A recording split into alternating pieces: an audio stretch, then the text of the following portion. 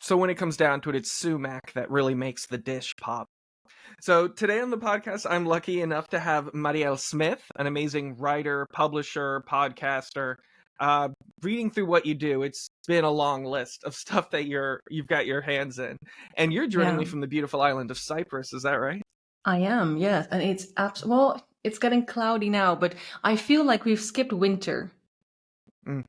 Like it's Well, everybody. Yeah, it's been really nice. Yeah. so I'm in Florida, southeast United States, and Ooh. it has been an unseasonably cold winter, which has made Oh. everybody very happy. Like, as Floridians, we're obsessively buying coats that we never get to wear. And so I'll go to the farmer's market. It's like maybe 60 degrees. Everyone's got on their pea coats because it's like, we get to wear these now. So it's been a lot of fun. It's been a fun season for us here.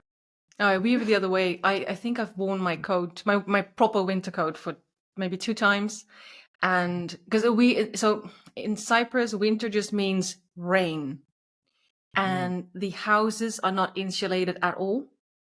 The new ones are, because they understand that, oh, the climate is changing, but the older ones, so it gets really cold and clammy in the house, so it's really miserable. But this year I'm just like, it's been so blue and so sunny, and I'm like, where's all the gloom? But yeah, I mean, it's been great for my winter depression. Well, you're from the Netherlands, right? Originally? Yeah, originally, yes.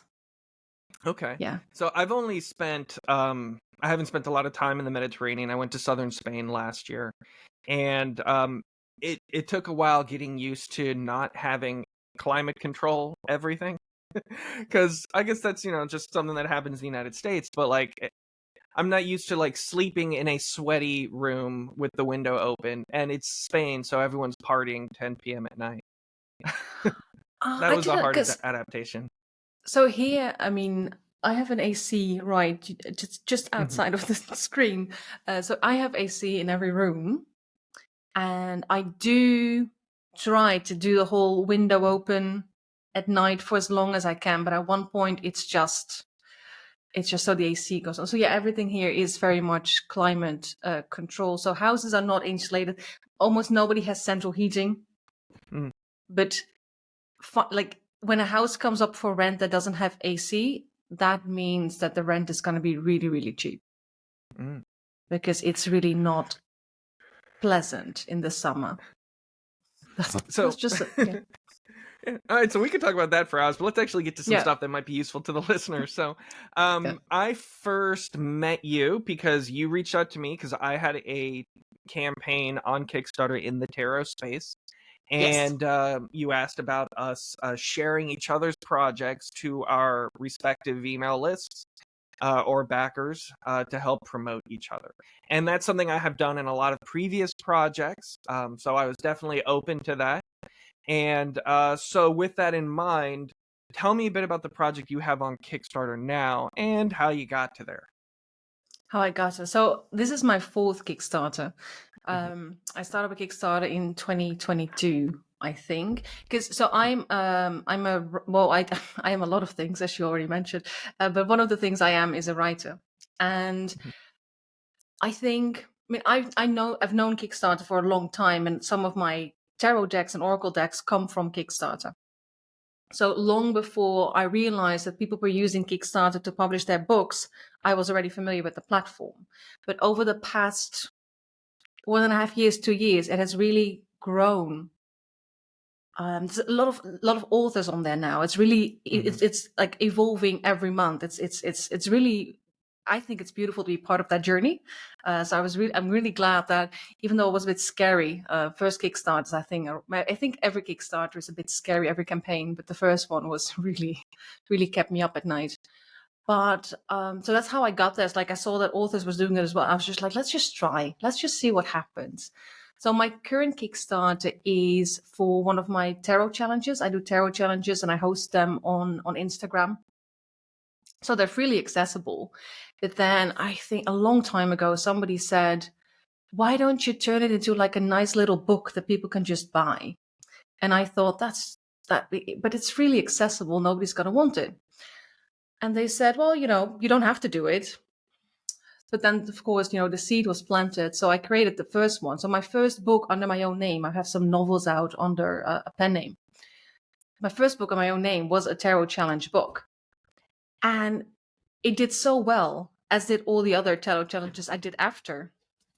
So I was really glad that person sort of planted that seed. But what I'm doing now for the first time, this particular Kickstarter, is that I'm doing a limited edition. So there is a version of the book that people can only get through Kickstarter. And that's just me. What I love about Kickstarter is that you get to experiment. You get to see, what works, what doesn't work. And a lot of people I know in the author space have been really successful with, okay, so you can get all the editions on Kickstarter, but there's this one edition that's going to be exclusive. So the other ones, they will come out, once the Kickstarter is finished and the book's finished, it goes to all the platforms, but there's this one edition. And if you don't get it now, you're not going to get it ever, because I'm only going to print a limit. So I'm trying this for the first time, and I'm quite excited about that. So I related to that is, you've probably seen this too, but Kickstarter often tries to promote this thing that they call Make 100 at the start of each year. Yes. Yeah. So have in any of your projects, I guess you probably didn't mess with that, since this is the first time you're doing something exclusive like that. I haven't, but I am looking, because I am in the author space. So I'm on the desk. For anybody who's listening, who's an author who wants to do Kickstarter, there are Facebook groups like Kickstarter for authors, for example, and there's even a dedicated swap group. So this is where you get to, because the whole swapping idea that I contacted you is because it's such a common thing in the author space to do it. I've had people, because I do tarot books a lot, you just randomly email, I'm like, oh, that looks like a really cool tarot deck, I'm just going to contact them. And some of them have been really like, what are you talking about? I'm not going to promote your stuff.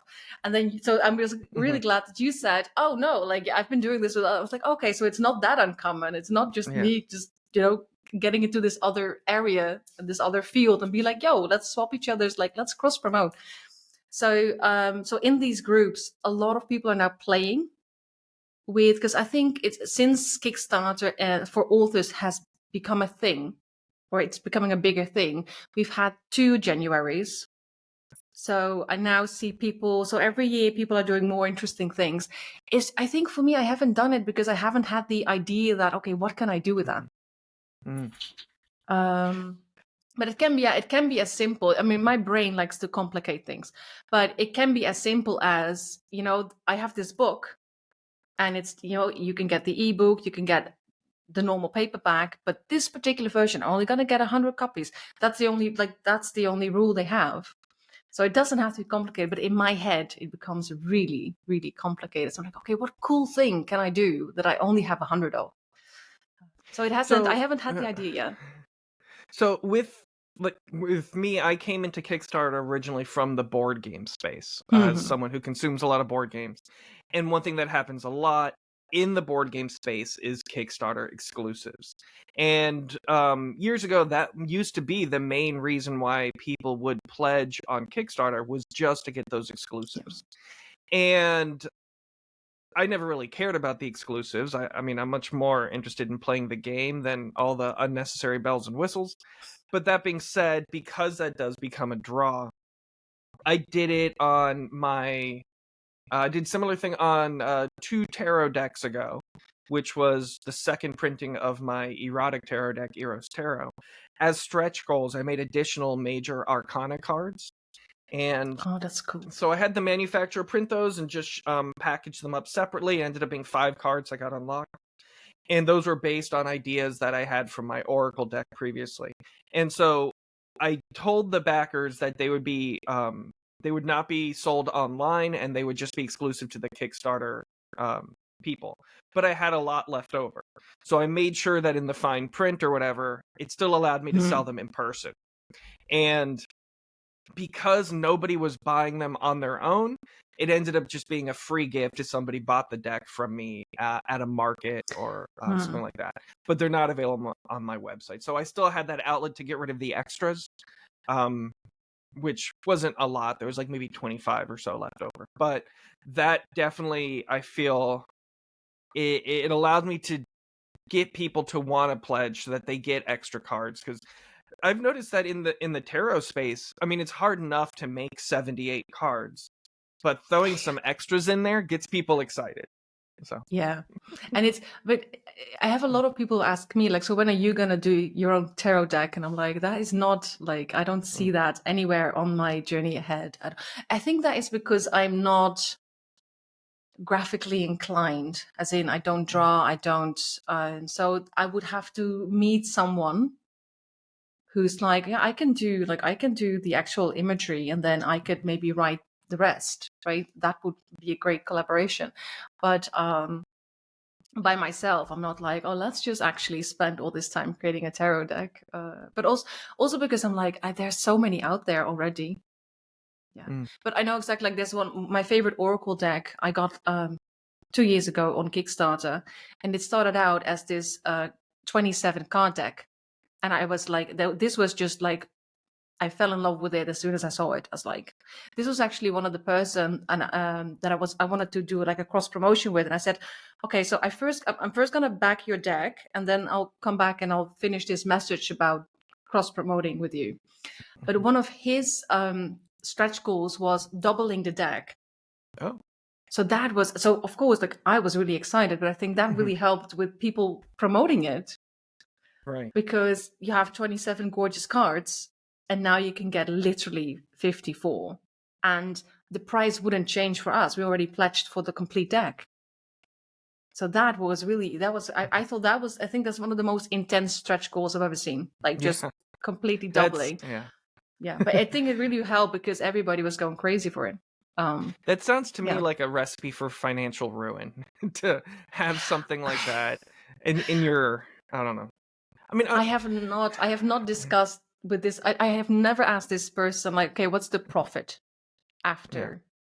Because I think people do underestimate that. Yes, you can do a lot of bells and whistles, but please keep in mind that if you're thinking, oh yeah, this will pay off if I get 200 backers for this particular reward tier, I wouldn't. I mean, depending on your audience, you can maybe count on that. I can definitely not count on them.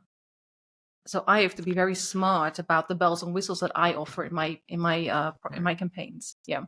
So, I mean, the way I do it, and I think probably most people do, is you get your price quote for the absolute, like, best version of the product. And based on that price quote, you start stripping things away and you turn those into stretch goals. So that in your mind, the actual funding goal you need, the money that you're really trying to raise, is going to involve those stretch goals already. If they don't get unlocked, then that means your actual production cost is a little bit cheaper than you had in mind. That's not to say that the funding goal you're trying to hit on Kickstarter actually equals that, because that's always a completely separate number than what you're actually trying to make. At least that's the way I approach things. Yeah, and I think so. This, I think, is different for me as somebody who publishes books with the help of Kickstarter. I tend to. This is actually the first campaign that I'm working with a printer. So I'm very used to just printing on demand, which makes a book always a bit more expensive. Right. So for me, it actually doesn't really matter if somebody, if I have 100 backers for the same book, because I base the price of my tier on print on demand prices, which is, the same for one.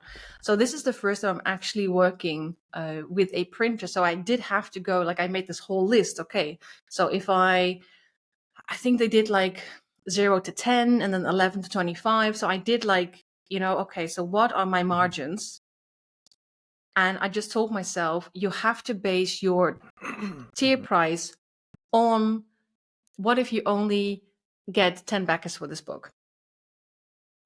Just to be safe, because I'm like, I'm not gonna. The good thing is, of course, because I'm a printer, if I had done this particular book through something like KDP, so Amazon, which I use a lot for print on demand, I think the printing price would have been at least triple than what it will be through this printer. So that really helps me as well. But that's another reason why I'm sort of excited for this particular campaign, because I'm like, oh, let's see what that does if I actually, because I've never done a okay, I need 22 copies or 2,200 copies, and I'm just going to order them like in one batch. I've never done that before. Yeah, but that's definitely something that you have to keep in mind. Yeah. So when I'm like doing consulting for people who are trying to get their tarot decks out there, one thing I always say is you need to have a plan after the campaign ends and you've delivered everything on how you're going to sell the leftover stuff. Because if you're just going to if the project only exists for the Kickstarter campaign and you don't have any plan to sell what's left over, you're really preventing yourself from making money on the product long term. You're preventing yourself from being able to get those bulk prices, which are so dramatic, it makes the whole thing profitable. So, like, I mean, doing the KDP route and that on-demand route definitely works. But I don't know, it's worked so well for me that I do have all these markets and I do have a website where I can sell things throughout the life of that product. And once that thing sells out, that helps build up demand for what would eventually be a second printing. So I always like to try to advise people that, go in bulk to get that better pricing is worth it if you want to put in the legwork to keep doing that sale. I did do that. So like I said, I do books, but 2 of the books I had a Kickstarter campaign on. I had like a companion oracle deck. Mm-hmm. So that was with that particular one, I actually did use just, for my own sanity and my own, to keep my finances in check. I did pick a printer that would print me one for an acceptable price. Right. And then there's some good options out there. Yeah. Yeah, so the good thing is what you said, like there is the funding amount you have on the Kickstarter, and then there's the amount in your head. You're like, if I can get that would be really sweet. And I always, because I do a lot of print on demand, and because like it's really easy for me to have like, I just put an amount I know is gonna get funded, right? Because I don't necessarily need 3,000 euros. Yeah. So what I did, I got really lucky with those 2 campaigns, is because I eventually, I think one funded 600%. So that actually gave me the funds to do a bulk buy of the Oracle deck. That was part of the campaign. Great. And what I do now is with every new book I have on Kickstarter, some of the add-ons are Oracle Deck 1, Oracle Deck 2, and this is actually the first time I'm doing if you buy the 2 Oracle decks together, you get a bit of a discount. Right, yeah. So this is one of the, I also sell them on my website and on Etsy, actually. You were talking about the long term, like, where are you going to sell the rest? So I definitely, like, for me, it's like every new campaign, I sell more of those Oracle decks. And actually with this, I sent a couple of weeks ago, I sent this email to my previous backers of my previous campaign, my previous tarot book campaign. So that's 2 campaigns ago. And I wasn't actually, I was chilling out on the add-ons because I have so many books that I was like, it's just, it can get a bit, okay, there's more. I don't want it to get overwhelming, but somebody actually commented and saying, will that book of the two campaigns ago, will that book be available as an add-on? And I was like, sort of like, of course I said yes. So I went into, I went in and I changed it, but I was really surprised because this was someone who had already backed the book. So I'm like, oh, that is interesting. So somebody who already backed the book then wants more, or is going to point people towards where they can, I don't, because that book is actually available online. Like you can get the paperback. You can go to Barnes and Nobles and get the paperback.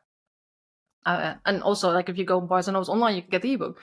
But that was just sort of like, because I was like, you know what, I'm just not going to do it. I'm just not going to do it this time.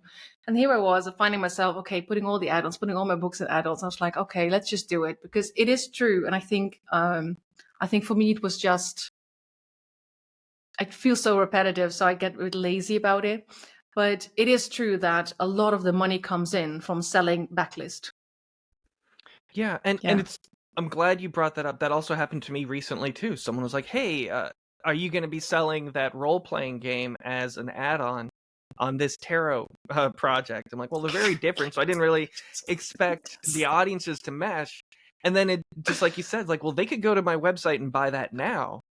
But for some reason. But there's audiences who only follow you on one platform, so you really need to meet them halfway. But I also know what you're saying. Like, I want my Kickstarter project to look simple, concise, and to the point. Yeah. And I feel like by adding all those add-ons, it becomes tedious for them, but maybe it really doesn't. I don't think anyone's not going to pledge because the list is too long. Yeah, and I do think now Kickstarter is sort of evolving itself as a platform, like being able to put actual images on it. I think that helps a lot as well. Oh, yeah, for sure. Yeah, which is like, it's more work for us as the creators, but nice.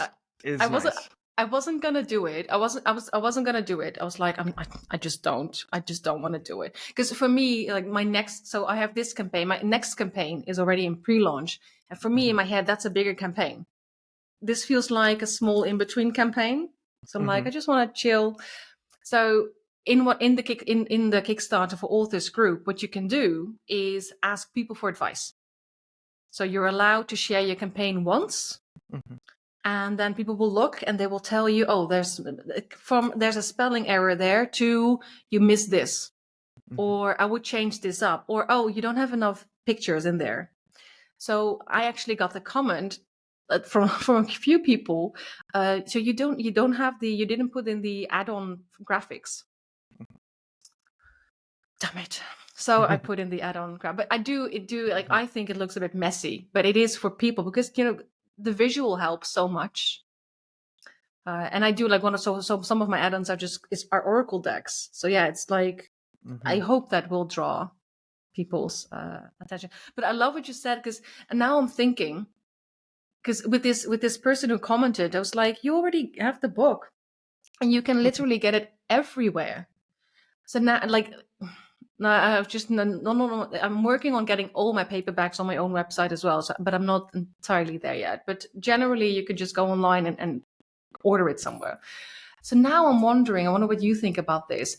Do you think that sometimes people they love the Kickstarter platform, they love the community, and if they can get it, if they want another copy or another like you have with your game, like I just want another copy of the game, or I want to gift it to somebody, do you think they would just rather go direct with us through Kickstarter than, knowing that, okay, if I order through Amazon or Barnes & Noble, like some of the money is going to stick to the platform?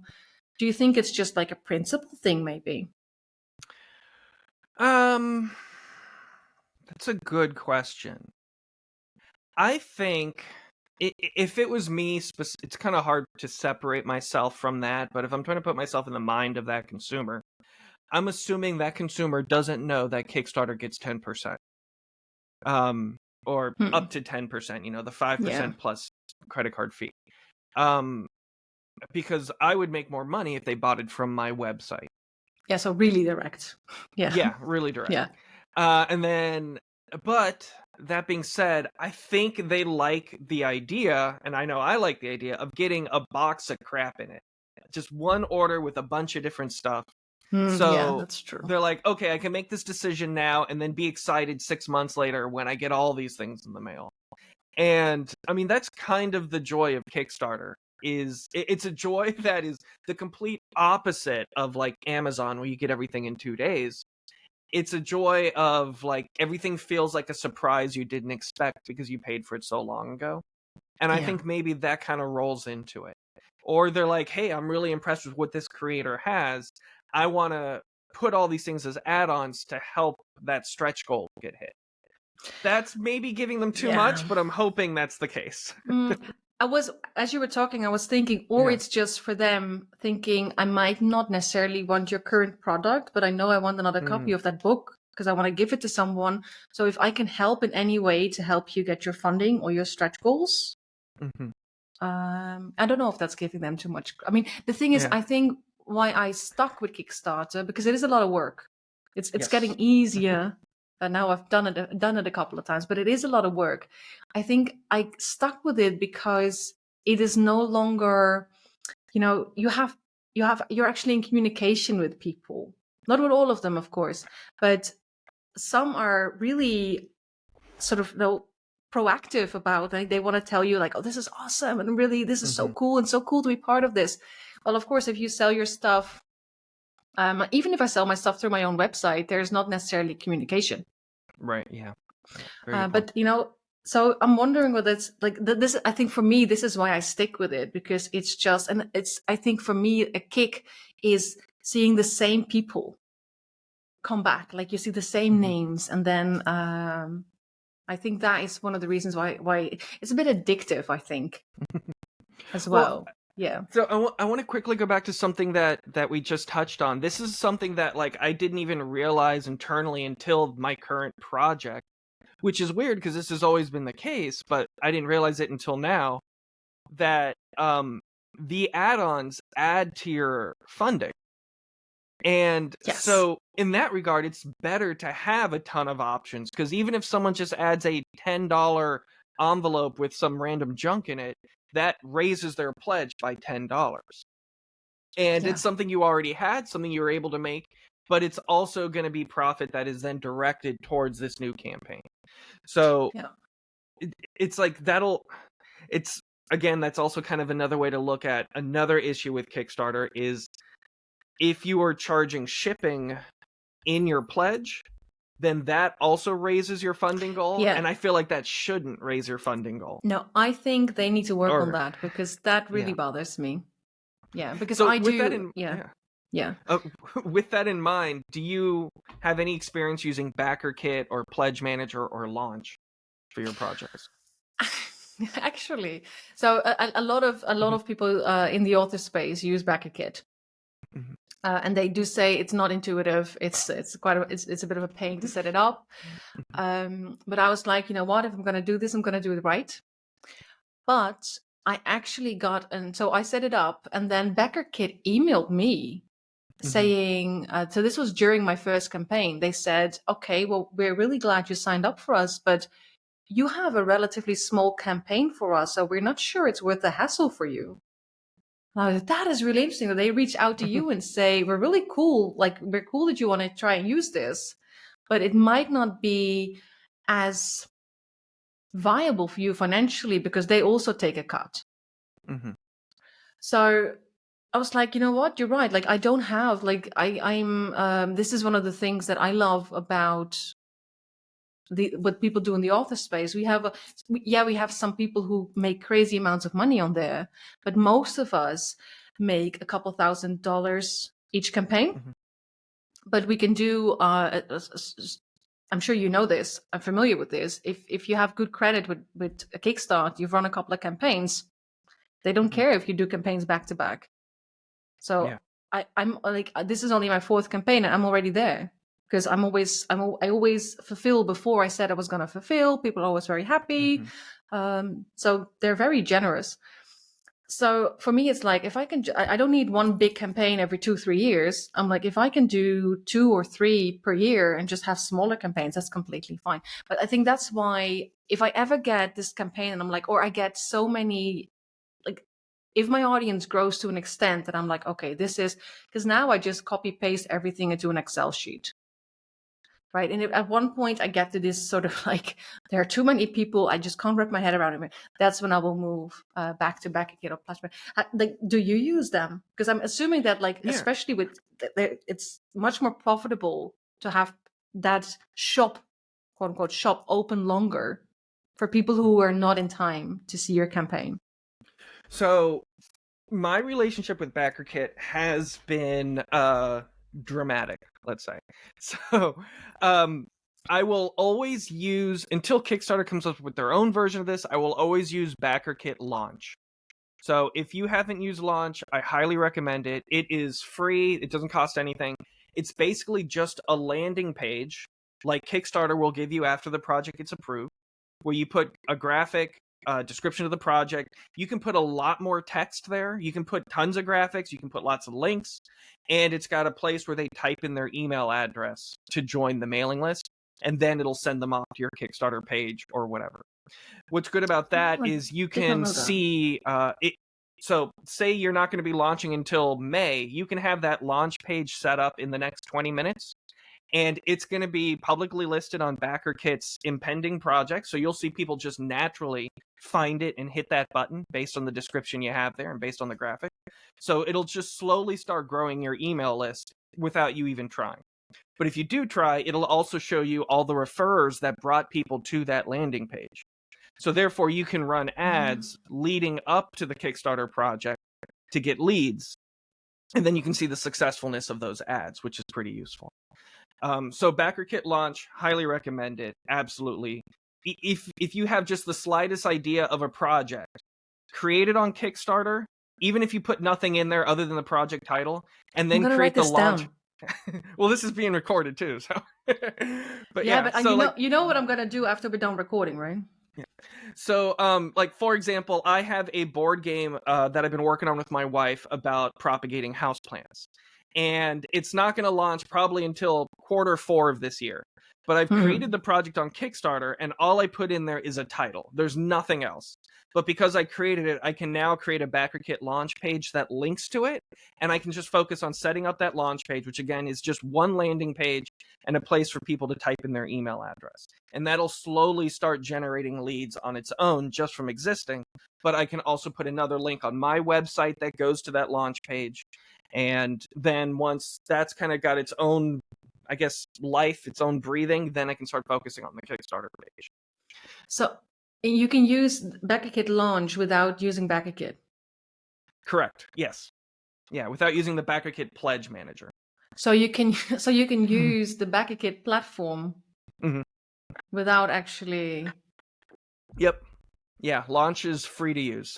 It used to be like $100, and then you'd reach out to them and say, this is too expensive. They'd say, all right, here it is for free. And now I think it's free for everyone. Oh, wow. I think it's smart of them. Yeah. Oh, because I have, like, my next campaign is my campaign for, like, in May already has 119 followers. Nice. Oh, that's good. So I can, if I do this, might get some more. Yeah. Another good thing about Launch is it has a bunch of like email templates that help you send emails to that email list you've been collecting. You can also import your own email list too and send emails through that, which is nice. I'll look into that. That could be cool for my next one. So I used BackerKit Crowdfunding recently for the first iteration of Women's Wheel, which is one of the projects that's ending tomorrow actually on Kickstarter. And it's a project I worked on another creator with. It was her philosophy of like women as modern archetypes transitioning through a seasonal wheel, emotionally, organically. Beautiful project, and she just needed me to do the illustration, graphic design, and help organize the crowdfunding. So we tried using BackerKit crowdfunding for that first, and it failed pretty badly. We only raised like 3,000 out of the 7,000 that we needed. But it was wonderful working with BackerKit crowdfunding. But the issue with it is you don't get any foot traffic. You really have to convince people to move to a new platform. They have to create an account on that platform, while Kickstarter does a gorgeous job of suggesting projects to people based on their browsing history. And you have tons of people just browsing Kickstarter for stuff to see. They get emails suggesting new products. If they pledge to one project, they will see other projects. And so the organic growth, and you've probably seen this too, when you're on Kickstarter, you can see your referrers, like where people are coming from. And almost all of them are people coming from within the Kickstarter environment. It's very rare, like very few of them come from ads or from your own email list. But if you do use BackerKit, you will see a lot of people coming in from BackerKit, which is pretty nice. So crowdfunding was a wonderful tool, but unfortunately, there's not enough audience to warrant a project to exist on it. So are they trying to become like another sort of a platform like Kickstarter? Yeah, they're trying to compete with Kickstarter, absolutely. And so is GameFound, which is a platform specifically for board games. And the biggest board game publisher in the United States just signed an exclusivity contract with GameFound. It's a company in Poland that runs that platform. But that started as a board game manufacturer that didn't like using BackerKit for the Pledge Manager, so they built their own Pledge Manager. and then they started allowing other board game manufacturers using their pledge manager, and then they eventually created their own launching platform. So it's funny how both BackerKit and GameFound, who are now the biggest competitors to Kickstarter, all started because Kickstarter just wouldn't innovate. They just if the thing, and they are now, like they are finally like I feel like every time I do a campaign, I have to sort of like, where is everything? Oh, it looks completely different. So if they could just improve the backend, the backer survey, if they could just improve, I think it's already better that now they want you to actually. This was very helpful for me during my last couple of campaigns. That now you get a list of, because you really list, I really list things out now, so every item is on there. So in the end, you get a list. Okay, so 100 of these, 68. And I'm like, I really missed that during my first campaign because I was double checking. Like I said, I have my own Excel sheet. So that just going like, okay, so how many of these books do I actually need to order instead of going through the names? So that was really helpful. I'm like, that is already such a big plus. But I'm like, if BackerKit can come up with something that actually functions, I mean, I'm pretty sure Kickstarter doesn't lack the funds to invest in this. Right. And then people will just stay with them. So for my last role-playing game project, the one I mentioned before, it made more than I've ever done on Kickstarter. And I had a fulfillment company, World of Game Design, that specializes in role-playing games, that helped me with the marketing of it as well as the fulfillment side. They set it all up in BackerKit Pledge Manager for me, so I didn't have to mess with that. That's beautiful. But once it is set up in BackerKit, it's shocking the amount of additional sales I got out of that. Like I probably collected maybe $7,000 from BackerKit, and maybe 3,000 of that was just actual costs for the shipping. So it was like an additional $4,000 in sales. And it wasn't just my products. They put some of their own products on there, which I'm totally okay with. But it was amazing to see. Like, so what I had done and what I still like doing is when it comes to fulfillment, I give everyone a coupon code for my website that reduces the cost of the item to $0. So they just go to my website, they check out, put in that code. So all they do is pay for shipping. And that way I have full control over which products I put in front of their face again on my website. I have full control over, like, I'm bringing them to my website so that they can browse other things. And then they're responsible for putting their address in accurately rather than me having them fill out like a survey in Kickstarter and then try and ship everything based on that survey. Okay, that's an interesting approach. Yeah, like, oh wow, that's another way you can do it. It has worked incredibly well for me. I don't think you could do that with Etsy. I don't think you can give people like coupon codes for Etsy, and then you'd still be out Etsy fees. Oh, okay. You can. Yeah, and also like I don't have them when I say I sell them through my own website. I use PayHip, which also has fees. Yeah. And but it is an interesting approach. But like I said, for me, like I am very used to doing quite a few small campaigns throughout the year. So for me, this is working now, and I really don't mind. But yeah, I can completely see if I do grow, like if my audience grows, that I will have to figure out something. But maybe automation becomes key. Yes, but maybe I'm hoping that by that time Kickstarter finally, realizes that they need to step up there because they will lose. And I feel like it's a relatively easy fix for them. So let's talk a bit about advertising. How do you go about promoting your projects currently, other than the exchange on How We Met? I am really. You were talking about paid advertising. No, I don't do that. No, not even just paid, but like, do you go into forums? You mentioned the Facebook group. Do you have an email list? What are your go-tos? Yes, I have a newsletter. Which I've had for a long time. I have 2 Instagram accounts. And what I love about Kickstarter is that I can make referral links. So by the end of a campaign, I can see exactly, okay, did you come from Kickstarter? Did you come from like Kickstarter promos? So for example, the link I gave you is one that I share with, the one I gave to you is the one I share only with people that I found myself on Kickstarter who are doing tarot decks. right? And then people from the Kickstarter group where we do swaps as well, like we have whole spreadsheets and everything is really organized. They get another referral link. So I know, okay, these people come from the group. And then I have my Instagrams, and then I have my own newsletter. I have my Facebook page. Yeah, so I actually have just, because I'm a bit late with this particular one, I feel that normally we say that January has like 16,037 days, but I feel like it's going really fast this year. So suddenly it was March, and I was like, oh, my campaign. So I've actually just today, because we record this before as this comes out, my campaign is live, but we are recording this a couple of days before my campaign goes live. I only now did the images that I'm going to share on Instagram, but so for example, I got the proof copy of the book, and that, like, I make a little video, I do like an unboxing thing, and that goes on Instagram, of course, as well. But that's so I'm very much about the organic audience still. I mean, I've tried Facebook ads and stuff. It's been years and I still don't have that.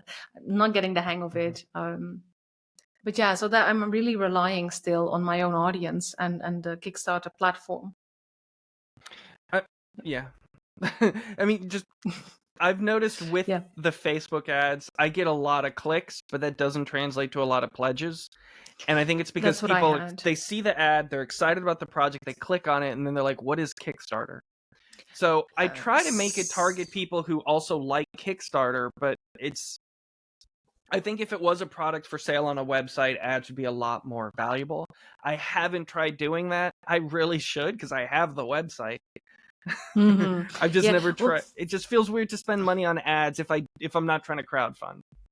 It's the thing is that all my Facebook ads are crowdfunding projects. The one I see as I scroll through, I'm like, okay, they really know they really know, they understand that I love Kickstarter. Yeah, because everything I see is like, it's tarot decks, it's not that many books actually, because even though I'm in this space, I mostly buy tarot and oracle decks. That's like my main thing that I buy on Kickstarter. So I'm like, some board games. So I'm like, okay, yeah, that's just so people do, it's great because am I willing to pledge on Kickstarter? Absolutely. What I haven't done it this time. Maybe I should. What I did with my last campaign is actually made like a graphic with like 6 steps of, okay, so you want to join me on this journey, but you're like, what is Kickstarter? So like quite a big chunk of my audience is not US based, which makes sense because I'm in Europe. And I think that Kickstarter is much bigger in the US. So I did that. Like, I had this graphic. I really probably should make one quickly for this particular campaign. And I just had these sort of, okay, so what do you do? Right? So you make an account. And also I think for a lot of people, they find it really difficult. Like, I remember having friends with my first Kickstarter. They looked at my tiers, right? They're like, oh, that's the one I want. And then they literally went to the first thing, like, what's it called? Pledge because you, like, it has like, believe in this campaign. Yeah, that one. So they just put the amount in there. Oh. So I had to okay, go to WhatsApp and go like, hey, thank you, but I think you actually want one of these things. Yeah, I want this. I said, okay, maybe change your pledge. Yeah. Because now it's not going to, I will give it to you, but it's not like on the back end, it's not going to tell me that this person ordered this thing or backed this particular thing. And I think that is I think that's very confusing for people. The idea that and also that's what I made really clear in the sort of A4 page I made, like, okay, how do we do this thing? If the campaign isn't successful, you get your money back. It's not like like if you do GoFundMe, that's not the same thing, right? If you do GoFundMe, you lose the money, no matter whether they're just gonna get the money. So I think that is for people. It's like, oh, but what if they don't? Like, where's my money gonna go? Well, it's not gonna get. You're not paying until the moment that the campaign is funded and finishes. So that's what I've been doing. Yeah, I have seen that on a few projects. I've never done it because I always just assume my audience knows what Kickstarter is. Because by my now email, they might. Well, my email list is almost all people who have pledged to my Kickstarter projects. Yeah. Or who have bought from my online store. So I guess there's a good chunk who have found my store but maybe never found my Kickstarter. So I probably should have some type of graphic like that. But then the question is, where on your project story do you put that graphic? Because the top of it is very important real estate. But I don't put it there. It's the graphic I sent in my newsletter before the campaign goes live, and it's the graphic that I put in my Instagram stories. Okay. So I don't actually include it in my campaigns. I make it look like my campaign, right? So I give it like the same color background, the same color, so it feels like this is part of my campaign. But I send it to the people. So yeah, it's true that the more Kickstarters I do, the more my email list exists of those people. And I think this is something that I didn't do with my first campaign. And this really, you should do this. Wherever you go for your backer survey, whether you have BackerKit or Pledge Manager or just Kickstarter itself, ask people if they want to be included in your newsletter, because I always have more than half say yes. I do lose a lot of them again over like the next couple of emails that I sent, but some stick around. And that is like, I didn't do that during my first one. And I'm like, oh, I should have done that. So yeah, my list is growing with people who know me through Kickstarter. So they are not a problem. But of course, there are people that are already on there. And I'm like, if I can just get them as well. But yeah, I use it. I share it like in Instagram stories and stuff. Beautiful. That's a good idea. I wanted to ask you also, so on your website, you have the newsletter, you also have a blog, and you have a YouTube page. How do you do all that? That's a lot to... Badly. I do it badly. Well, okay, so YouTube, I don't really, I have a huge backlist on YouTube, but I don't really use it. I currently use, it's really bad, I currently use YouTube to put like videos of like for example, I did like an unboxing video for the next book, which is this is the Kickstarter book. Beautiful. It has edges. I'm really glad. Like it has like see, it has like colored edges. Really excited about that. So that's what I use YouTube for, because then I can use a YouTube link on Kickstarter. So I'm not active on YouTube. I haven't been for a long time. The blog on my website also is, I've just switched to Substack. Because I've heard of it. I know nothing about it. Okay, well, it's more, it's another organic platform where people will just see you and people can recommend you. Because I was writing so much for my blog and I didn't get the sense that anybody was reading it. And now I've been on Substack since the 1st of January, and I already have more engagement than I've ever had on my blog, which has been out there since 2014. So I'm like, okay, but yeah, I do a lot of stuff. Like I have a podcast. Yeah, I was curious about that one too. Doing diversity in writing, is that it? That's actually an older podcast. That's one that we did for a while. So that feels like that's just out there in the space, and everybody who wants to bring more diversity into their fiction, they can just listen to it. Like that was very much a research base. So it took us, every episode took so many hours to prepare. So that was a project I did with a friend of mine. And at one point we were just like, we cannot do this anymore with our other stuff. So we were like, okay, did we hit the main topics that we wanted to hit? We're just going to round it off because it took so much effort to do it. But I'm really glad it's out there and people can listen to it, because it's still out there, like on Spotify, on Google Podcasts, wherever you go. The one that's still running is Diving into Writing.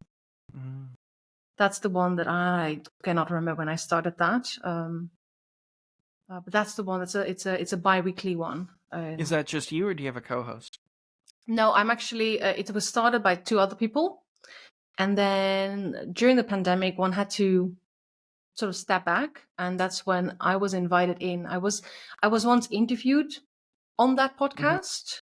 And so then the host who was still there was like, I really love that. Like, I really love that conversation. So I'm just going to I didn't really know her. She was just like, I'm just going to email her and see if she wants to be co-host with me now. My other co-host is leaving. So, and we're still doing it. Yeah. Awesome. Do you do any advertising on your podcasts for your own projects? I do mention, if I have anything, I definitely. Cool. So for the last couple of episodes, there's definitely a link to the Kickstarter, but also if I mention any, because it's very much, Diving into Writing is very much about the struggles we have as writers. Mhm. It's very, we call it like a therapy session. It's like we sort of psychoanalyze each other while we're on air. And I work as a coach for writers and other creative people. So that's usually where our conversations go to, like, okay, we hit this sort of thing on, like, we hit this obstacle. What do we do? But yeah, if I mention anything from one of my books, I've definitely put a link in the show notes. Yeah. Very consistently. Yeah.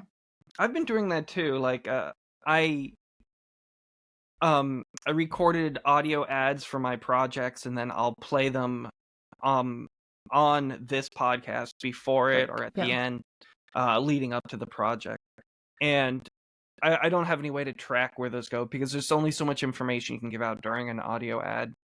Like, so one thing I always do to keep things simple is I'll buy a domain for a project I'm doing as a crowdfunding project, or I'll just create a subdomain. So like giallo.chainassembly.com is going to go to the BackerKit launch page before the campaign goes live. Once it goes live, I then redirect it to the Kickstarter page. Once the Kickstarter campaign ends, I just leave it onto the dedicated page on my website. Or if I had it on BackerKit, again, for the Pledge Manager, I'll put it on the pre-order page. So I get to, like, always just say giallo.kickstarter.com, and that's giallo.chainassembly.com, and that's a lot easier to relay in a business card or QR code or some type of short announcement. But I don't know how successful it's been. I mean, my podcast is still pretty new. Like I said, you're going to be episode 39, I think. And I am going to be releasing it next week, so we'll get a little more lead time for your project. Oh, that's perfect. No, but I do this. This is something I really started developing for myself. Is that so now I have this Substack, and I don't like it because, I mean, who likes to advertise themselves? I mean, it's not my favorite. But I force myself. So before I started the Substack, so it's just a place for people to have their blogs basically, and a lot of people use it for their newsletters now. But it's an open platform, and people can subscribe, and you can also have paid subscribers. So what I did before I started that, I was like, okay, I forced myself to sit down, look at all my products. So that comes from books to, I also do Reiki sessions. I do Akashic Records readings with creative people. So I do a lot of things. And I wrote little marketing blurbs for each of these things. And then I made like a spreadsheet saying, okay, let's see. Okay, well, if I mention something already in the post, I'm not going to put it at the bottom as an ad. So I'll pick something else. And I'm trying not to think about, because this is why I did it on beforehand, because if I have to think about what am I going to advertise this week, I'm going to get stuck in my head. Because I'm so reluctant to advertising myself. So I really did. I have all the information already. I'm just gonna, okay, what haven't I used yet? Okay, I'll take this book. I'll make a graphic and I put it on the bottom of my post.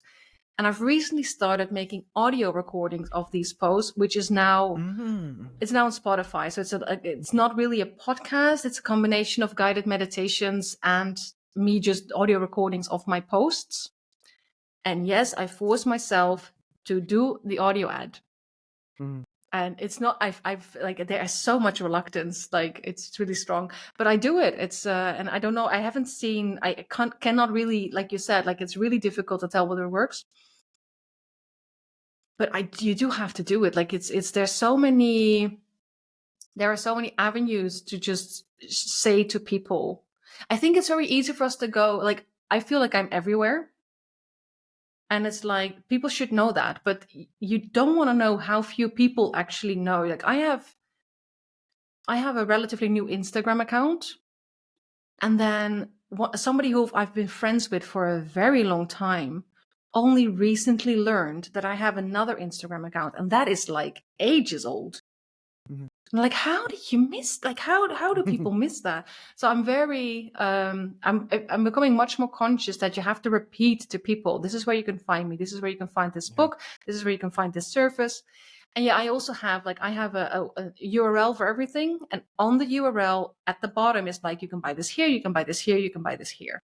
So instead of sending them to Amazon or Barnes and Nobles or Etsy, it's just, you go to my website and there you will find these are the different options for buying you have to keep it all. I didn't always do that. That's a quite recent development because I'm trying to be not so all over the place. Right. But I think getting that, like sort of getting that, like having that run smoothly, I think really helps, because you have fewer people have to, it's easier for people to just go to one place. And then Yeah. they have exactly, this is how I want it, so this is where I click. I forgot where I Yeah. heard this, but somewhere I heard someone saying that you should pick no more than 2 social media platforms and then be all in on those. I don't remember where I got that, Yeah. but I hear that too, yeah. I'm not really in on anything. The most effort I put social media wise is TikTok, and that's just like because Riverside, the platform we're on, automatically uses AI to generate like the most exciting clips from this thing, formats them Oh, into vertical gorgeous. videos with text on top, and then I post those on TikTok. And I know a lot of podcasters, they blew up when they started adding a video component and putting clips on TikTok. So ultimately, that's kind of why I do that. But Instagram, as a consumer, Okay. I don't find myself scrolling Instagram. So I I don't. do. Yeah. Maybe it's just because like my algorithm's given up on me. All I see are ads and like hashtags that I follow. I never see what my friends are up to. So that's kind of why I've fallen off of Instagram there. That's why I have two. I actually did. I did this experiment the last 4 months of 2023. I did this experiment because I was like a little bit fed up with myself and my lack of visibility. Mm-hmm. And more, I think, with my sort of the obstacles that I have towards visibility, like sort of trying to hide away. So what I did was like, okay, what social media platforms do I have? What if I, for 4 months, go all in and keep track of what it's doing?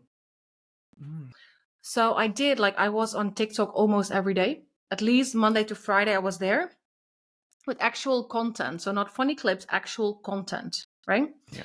And so I did my Instagrams. I did my one of my Facebook pages.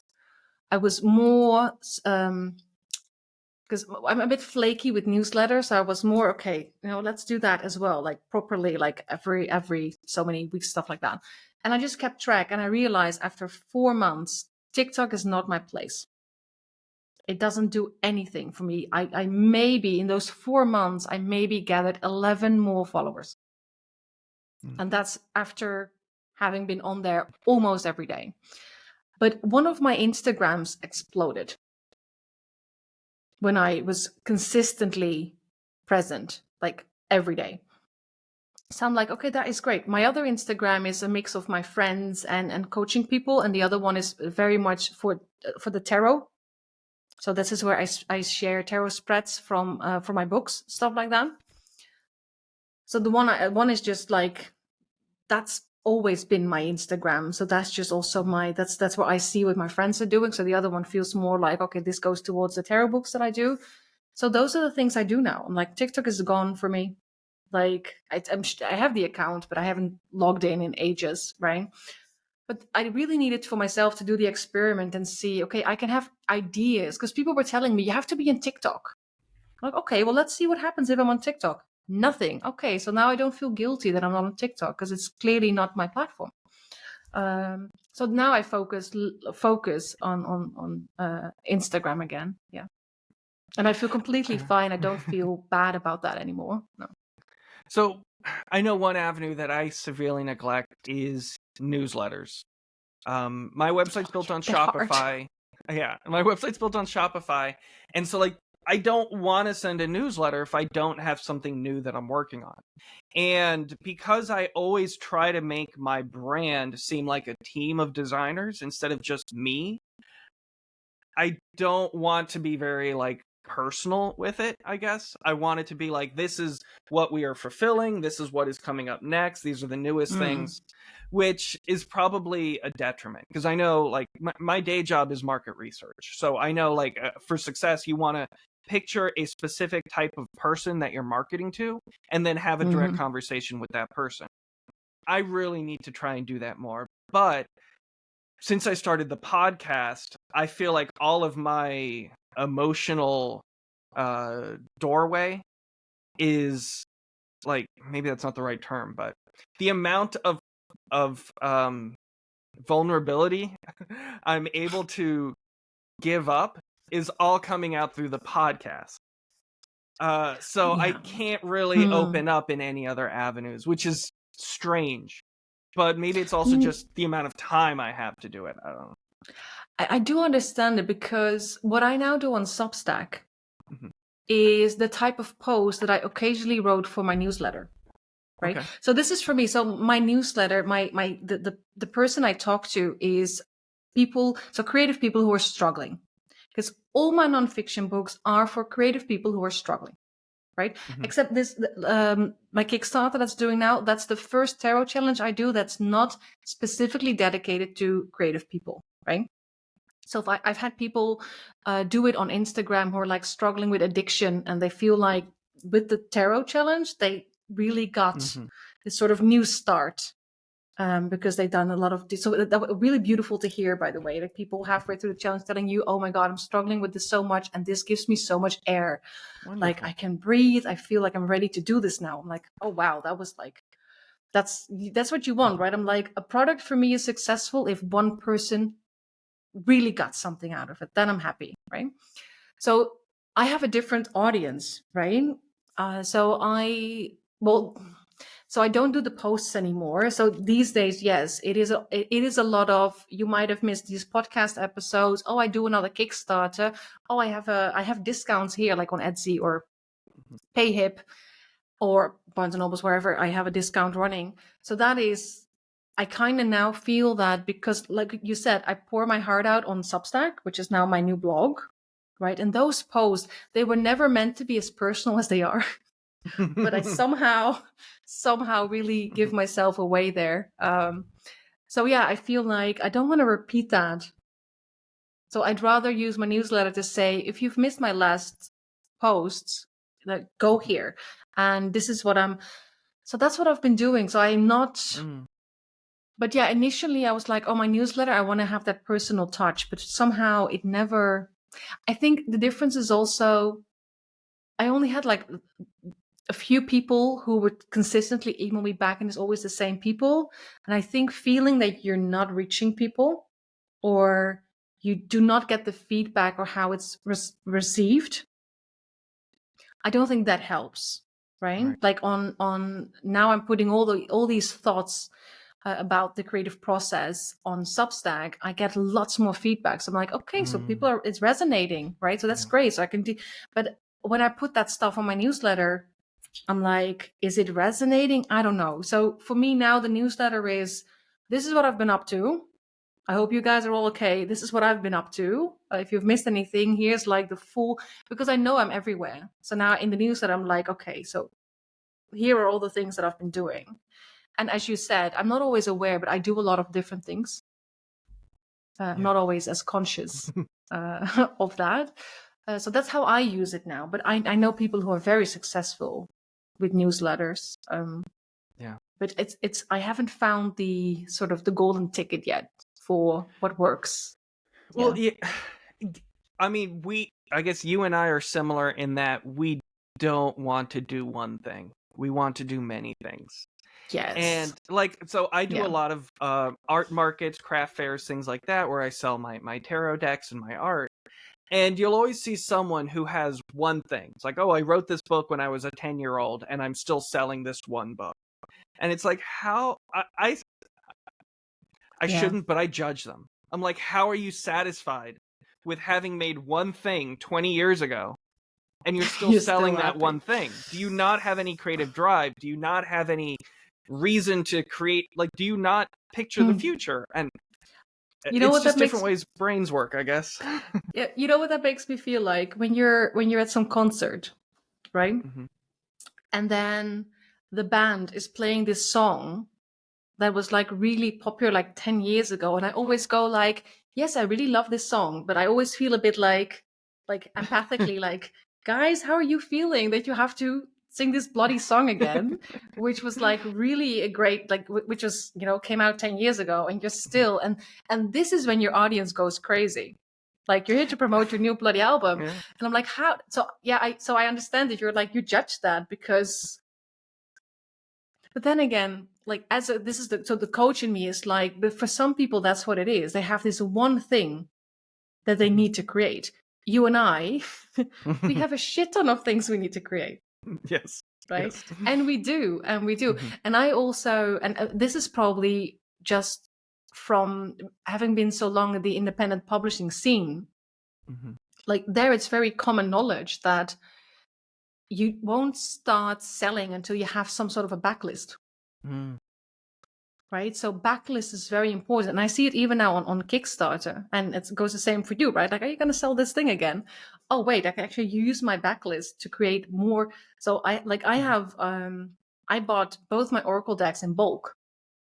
I'm not going to just wait till people get on Etsy and buy it. No, I'm like, oh, new Kickstarter. Oh, it's a tarot book. Yeah. It's related. Putting Yeah. and every Kickstarter campaign, I sell a couple. Mhm. Right. But I'm already in my head. I'm like, this thing is finished. What's next? Yes. Yes. Yeah, that's exactly. Yeah. And it's somehow like people, I think quite a few people know this already about me. But one of the reasons when people say, why do you move to Cyprus? Mhm. Is because the first time I was in Cyprus, I couldn't stop writing. Mm. Like I hadn't felt that inspired in my life. So it's on the back of my book always. Like, I live in Cyprus where I'm inspired 24/7. And it's both a blessing and sometimes it's a curse. Because there's no breathing space between one project finishing and then the other announcing itself. Like, oh yeah, let's do this now. You have time again. Which it would be nice sometimes to have a little bit of a break. But So yeah, I think that's a very creative. Yeah, it's just I don't know. It's Yeah. a creative flow or something. It is. So tell me more about this specific project that you have coming up. I Listen to Your Heart, 31-day tarot challenge. So Yes. the primary item you're funding is a book, right? But you have all these Yes. add-ons. So can you tell me a bit Yes. about what people can expect in the book? And I'll guess Okay. another question. When it comes to doing a book on Kickstarter, how much do you have finalized by the time you launch? Okay, that depends on. So this is the book, and to this particular, the campaign is particular for this version. This is the Mm. special edition. It's going to be signed and everything. Like it has a space at the start of the book.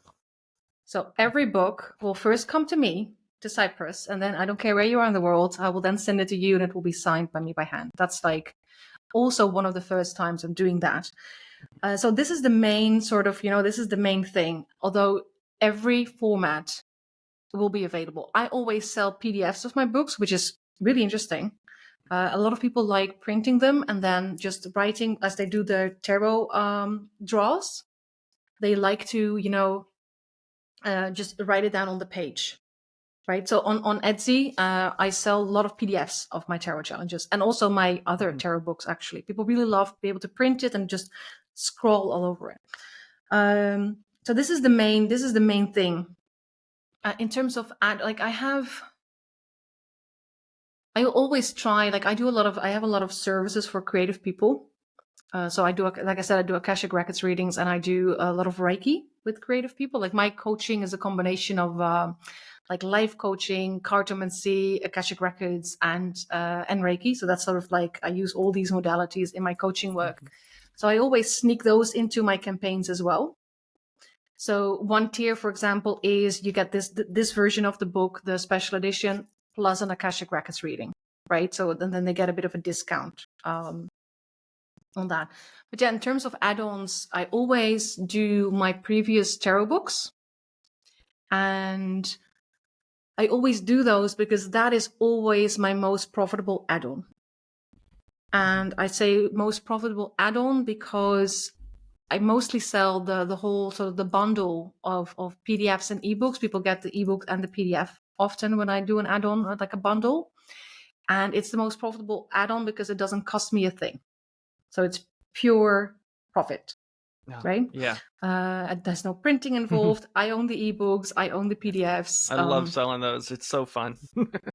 I'm just like, Yeah. so that's the one that surprisingly, even when I have a campaign that has nothing to do with the tarot, that's the one I sell the most. And the Oracle decks are the second big seller. And also, again, doesn't really matter what campaign I'm doing, right? It's like, oh, people want that. Yeah. So can you give me an idea of what a tarot challenge would be like in this 31-day tarot challenge book? Yes. So it's basically, and I love, because I get the question a lot, like, is this just for beginners or is this for everybody? It is really for everybody. But if you are a beginner, this is a really great way to start, because it's very, you start really, I always start with sort of, my challenges always start with, okay, let's sort of diagnose the situation, what's going on, right? So this one is about the heart. So the heart chakra, right? So we really start where, okay, where's my heart at today? Like, and how am I connecting to my heart? And how is my heart connected to my mind and to my body and to my soul? Like, what's the relationship? Where can I improve on? And then, so that's like a question. It's just a question per day. So you can literally see in the book, and people are not going to see that who are listening to them. So, but it's literally, there's just a day one. I love doing like a little breathing exercise before you draw the card. So I always have a different breathing exercise, which I find connects. This is the box breath. So it's 4 breaths in, 4 breaths out. And that's because the heart chakra is the 4th chakra. So in my head, that makes a lot of sense. Maybe not to other people, but for me, that's perfect. Right. So it's just literally every day, there's just another question.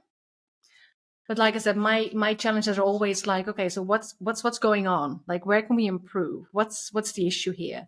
And then we slowly move on to, it's almost like past, present, future, right? Like what's happened and how have I been doing? Okay, what do I want to be doing? Okay, how can I then get there? What do I need to do now to let go of these things so that I can start doing this next thing? That's kind of how it's built up. But yeah, in the end, one of the perks of the actually one of the add-ons, it's a perk in my special bundles for the Kickstarter. I created this poster where you can write down all your draws, because I think it's one thing to just go through the challenge. I think it's so fruitful to then go, okay, what were my answers? How many cards showed up a lot? Like, what were my doubles? What were the questions that this card kept showing up? What does that mean, right? Because there are so many layers to this. Like, it's not just, okay, it's a daily draw, but if you actually go back and then look, okay, what kind of patterns can I see when I look at it again? So this is actually the first time I created one of those posters. And I think it looks beautifully. And this is the thing, like, I love playing with these things. Like, I love making these graphics and stuff like that. So that's one of the things that are specific to this Kickstarter, so people cannot get it anywhere else. So yeah, you go through the challenge, you draw a card every day. If you feel like you need to draw more cards, that's what you can do. Some questions are double. So it's like, can I show? I mean, you're familiar with the tarot. So for example, day 6 has the question. This question is about the relationship between your heart and your head, right? So body, mind and heart. So the question is, how did they get there? Which is card 1. And what can I do to further improve this relationship? Or further is between brackets. So what can I do to improve this relationship? Card 2. So some days ask you to pull 2 cards, but it's very sort of made clear in the challenge. And I always end my, not always, but my last challenges, I end on the last day is like, okay, you this is the question you have in your head. You draw 1 or 2 cards, and based on that, you create a mantra that reflects on what you've learned about yourself during the challenge. And then you write it down, you put it somewhere where you can see it. So yeah, I think for me, the tarot challenges are about empowerment, right? You learn a lot about yourself during the process. But I want people that by the end, like if they reflect back, they're like, okay, this is what I've learned. This is how I can empower myself. Now I know this. I can do this. I think so. Yeah. Yeah. That's awesome. Yeah. So I know we could probably talk for another 2 hours, but I think it's been wonderful speaking with you. And for all the listeners who want to find more about your work, your website is mswordsmith.nl, right? Yes. And what is your Instagram? Oh, so one is Mariëlle S. Smith. Mm-hmm. Yeah, that's how you pronounce my name in Dutch. Sorry. My first name. And then the other one is Tarot for Creatives. Okay. So if you're here for the tarot, that's why I share, like, every week I share like a new tarot spread. That's where but the other one, the other one is like my coaching. So I have like my coaching Instagram and I have my tarot Instagram. Yeah. But yeah, that's where you can find me most of the time. Yeah. Beautiful. Well, it's been wonderful speaking with you. Thank you so much for your time. I'm going to make sure to include Thank you all for your inviting links. me. Thank you for being a wonderful person to speak to. So, I'm always worried when I invite someone on and I haven't talked to them before. So, Well, this was like very random and quick. Like, you want to be on my podcast? Sure. Okay, let's do it. And now we're here. Yeah. And it's like, oh, yes. So, because sometimes it's like, you want to be on my podcast? And 3 months later, it's when it's recorded, right? Yeah.